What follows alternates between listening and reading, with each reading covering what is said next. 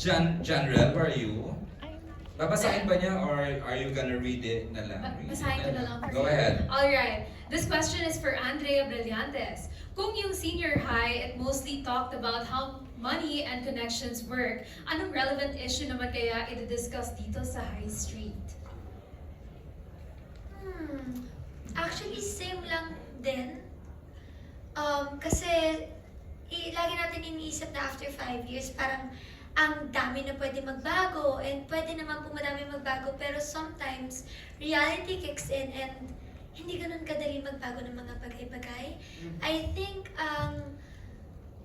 sa role po ni Sky, ang pagiging relevant niya at kung bakit ako minsan nakaka-relate sa kanya is ang dami expectations, especially after college. Parang mag-expect ka na eto na, magsa-start na yung life ko, pwede na akong makakakuha ng promotion, makaka-move out na ako sa parents ko. Pero reality kicks in nga, and hindi siya ganun kadali. Ang trauma, akala natin 5 years is enough. Siguro naka-move on na si Sky, pero hindi din. May times na matitrigger siya, maaalala niya, magre-relapse siya. So I think madami pong matatouch si Sky na Gen Zs na hindi kung tingin mo na pe-pressure ka, baka pinapressure mo lang sarili mo. And hindi ka nag-iisa dito sa mga bagong graduates dito na dito din sa High Street makikita nyo na we're all just trying to figure things out. Kami mga fresh grad na bago lang kami sa world na to, na lahat kami nag-a-adjust kasi sanay kami sa four walls ng North Fort. Ngayon, mag-work na kami and sasama na kami sa pagbayad ng bill sa family namin. Na ang bigat pala ng responsibility sa outside world nang wala lang sa school. Kasi iba din yung stress namin as students. Ngayon naman as young adults entering the real world na sinasabi nilang work, ganon. So I think isa yun sa mga sana may tulong ni Sky na alam yun, chill lang, huwag niyo masyado i-pressure sarili ninyo. Actually, parang, di ba lately question yung kailangan bang responsibilidad ba ng batang tumulong sa magulang right after makapagtapos siya. Medyo malapit din yung writing character mo kung tutulungan mo ba si mama mo kasi, di ba, struggle. Tama. Di ba, ang gano'n, di ba? Yun din yun ngayon direct, yung tama bang tumulong pa din ang anak sa magulang even after umalis na siya ng bahay o nag-graduate na siya, parang gano'n? Yes, so ganun nga yung dating niya. And also, I think, sobrang tapang din ng project nito because it talks about a lot of, social issues na hindi naman minsan tabu na sa ating mga Pinoy, no? At saka yung struggle niya sa journalist na parang, di ba, Yes. parang hindi mo alam kung si Romnick ba ay may agenda, di ba? And hindi lang po, meron din dito yung, of course, kay Roxy, yung teenage pregnancy, na kung gaano kahirap din pag maging single mom, tapos nag-start ka pa na parang teenager ka, and mag-isa ka lang, wala yung partner mo, pero di din natin alam yung partner mo, meron din pinagdadaanan. Lahat po kami dito may kanya-kanyang baggage. So, and tulad lang ng senior high, na sinabi ko, abangan niyo po yung bawat plot ng bawat character dito kasi interesting po yung plots ng characters dito. Hintayin niyo pa yung kila Tommy, kila Kenji, kila Sanya. Kasi katulad lang siya ng senior high, pero parang different font lang. Meron kayong mga dapat abangan sa bawat characters na ayoko pa kasi i-spoil, pero alam kong relevant siya sa issues na nagsistruggle ang mga Gen Zs right now para lang mabuksan namin yung mata ng former generations and ng social media ng viewers natin na hindi pa masyado aware sa mga relevant issues na pinagdadaanan ng mga Gen Zs. Did you deliberately direct with your creatives, deliberately identify socially related issues? Yes. Dahil doon ka naman nagsimula. Yes, we did. Pero may mga iba ding issues na nag-crop up as a direct result, because of the characters' journeys themselves. May mga iba hindi siya naka-design. Kumbaga hindi naman siya pinta issues na may mga ganon. Pero may mga iba na tumatakbo yung kwento ng mga characters. Tumatakbo, ay, oo nga, no? Hindi unwittingly, we're dealing with something na hindi namin pinlano. Tapos biglang, magandang ibuka to. Kasi this talks about something that's really important na hindi natin napag-usapan pa previously. Congrats sa team ni Miss Ai Tamayo, kay Yes. Berlia, Oh, yes. Rich Lebuca, and John Tuazon. Yes, congratulations. And of course, moving forward, we also have a question. Galing pa rin to kay Janrel Cedro ng Kapamilya Universe. The question is for Harvey Bautista. Since you're one of the new cast members, may similarity ba si Wesley sa Harvey in real life? Siguro, Wesley kasi madiskarte siya. Yun yung I think na itutulong niya sa team ni Sky and Nikki is that nakakahanap siya ng paraan para matapos yung story. And I feel like determined siya. And I think yun yung similarity. Hanggang doon na lang. Baka mahirap ba, Yun, no? determined po kami dalawa, yun na lang. Ay, kakaiba rin si Harvey, no? Grabe din yung mga nakukulong roles, Harvey, no? Parang puro serious. Kanina rin doon, parang tahimik ka nga doon sa first 2 episodes, pero malaki na yung impact. Nasa abangan na rin naman siya, kaya kita mo Yes. nang parang ano kayong tatakboy ng character ni Harvey. Pero alam kong malala yung tatakboy ng character At niya. for sure, ibang camera ulit ang makikita I'm natin. sure, Just lahat. yes. Alright, of course, we have another question. This is coming from, tama, galing to kay Kuya So, Alan Sancon. Andito siya. Alam Yeah, niyo I may think panaan he's gonna ask personally a ask a question, alright? Pakigamit yung mic sa kaliwa mo. Charot, hindi yan. Ilaw.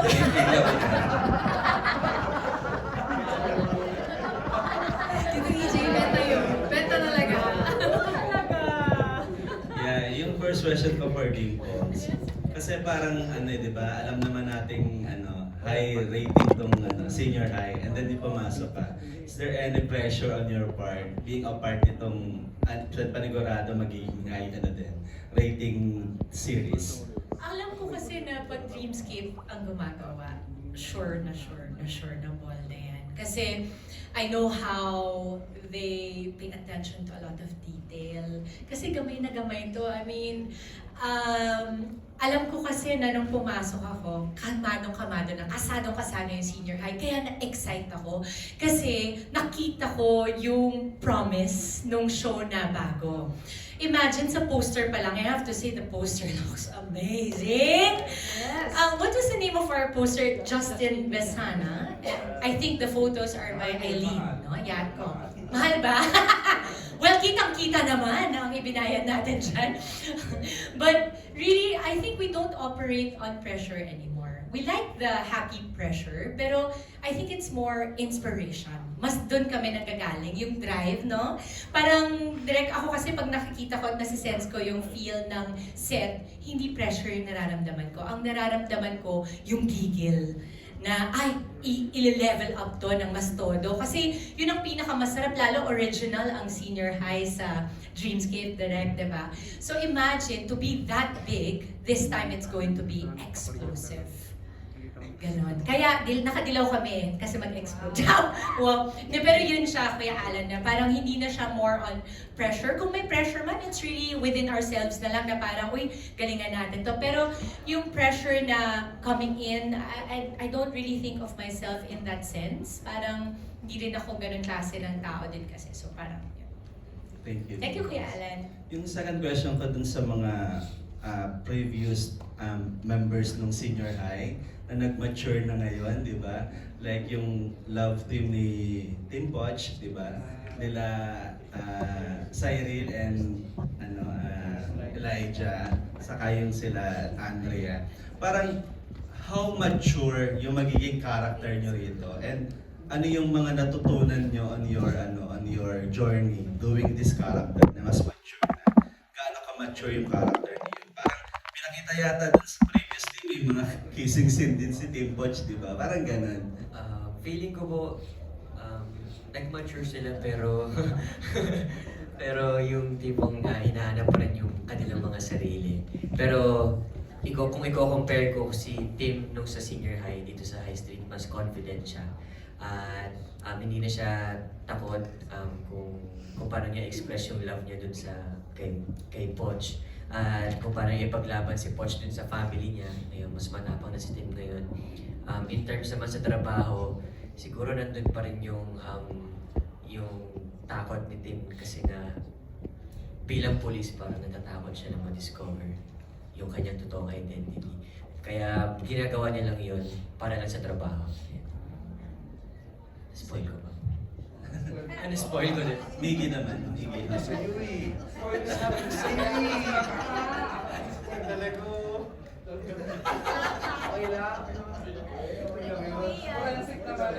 Forensic. Hindi mo naman sinabing namatay si ano eh. Ano ba natay niya? Miggy. Well, siguro with Poch, I think when senior high kasi laging lang naman siya parang alagad lang kasi nga he doesn't have means, wala siyang pamilya around him. So feeling ko yun nga with meeting Tim and being with Tim na in the long run.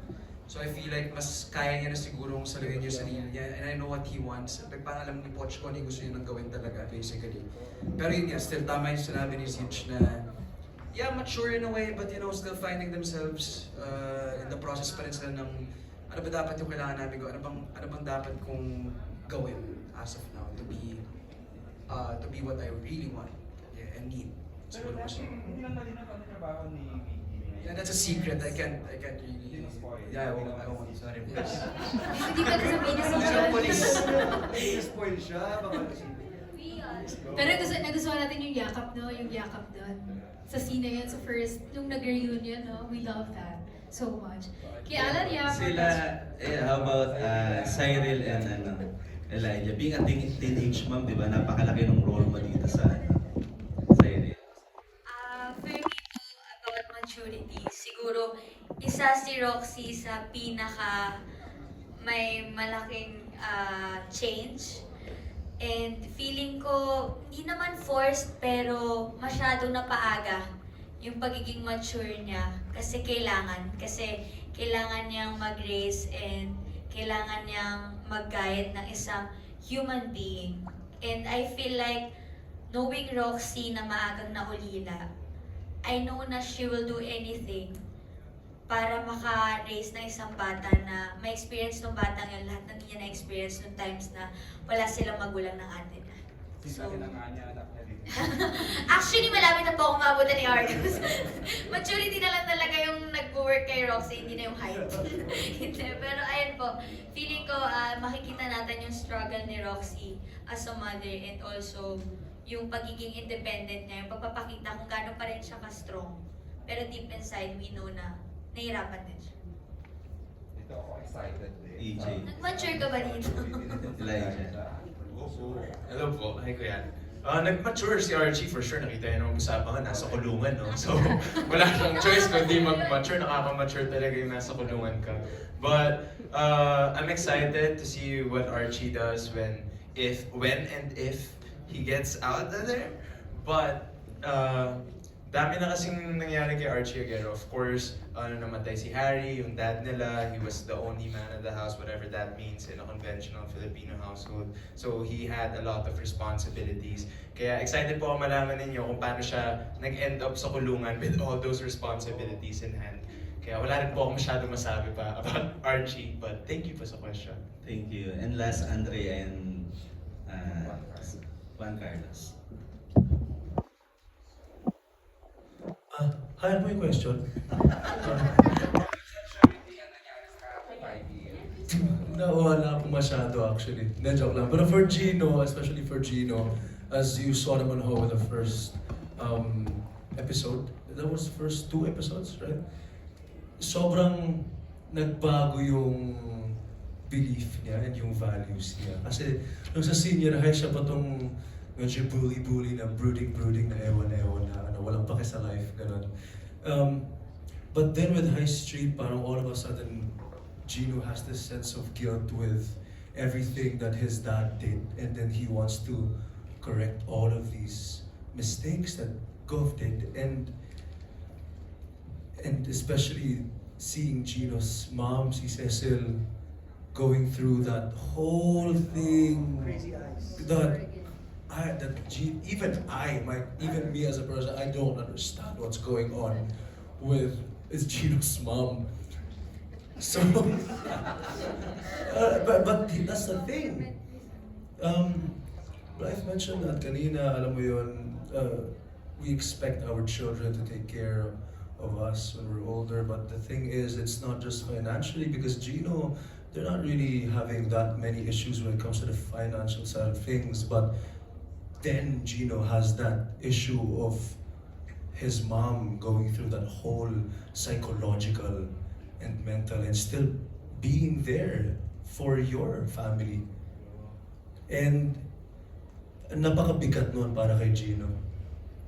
And alam mo yun, parang yun, siya rin yung naging, tumuyong tatay para sa pamilya niya, all of a sudden. So, yeah, in terms of maturity, I believe that Gino has really matured a lot, especially choosing that line of work, you know, being in law, so that he can help the victims of Papa Gov.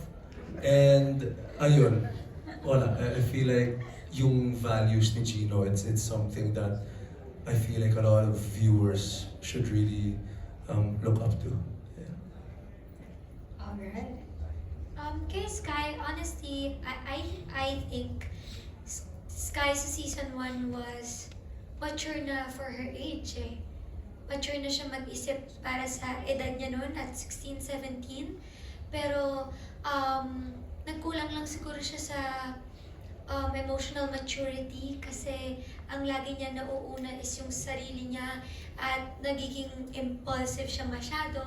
So dito sa season 2, makikita natin na mas may consideration na siya sa time and feelings ng ibang tao.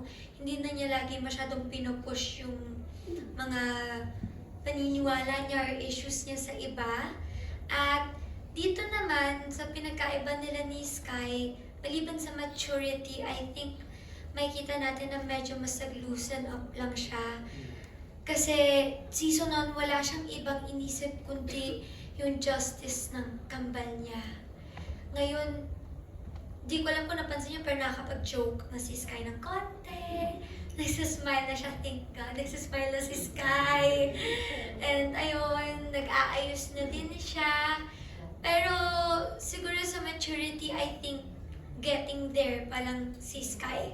Kasi parang ngayon niya palang inisip yung sarili niya eh. Kasi buong season 1, buong teenage years niya, wala siyang ibang inisip kundi yung kapatid niya. So parang ngayon palang din ni Sky nakikilala kasi yung self niya eh. And ngayon lang siya nakaka-form ng mga hobby, ng mga gusto niya. Kaya I think she's getting there palang po. Okay, thank you. Congrats.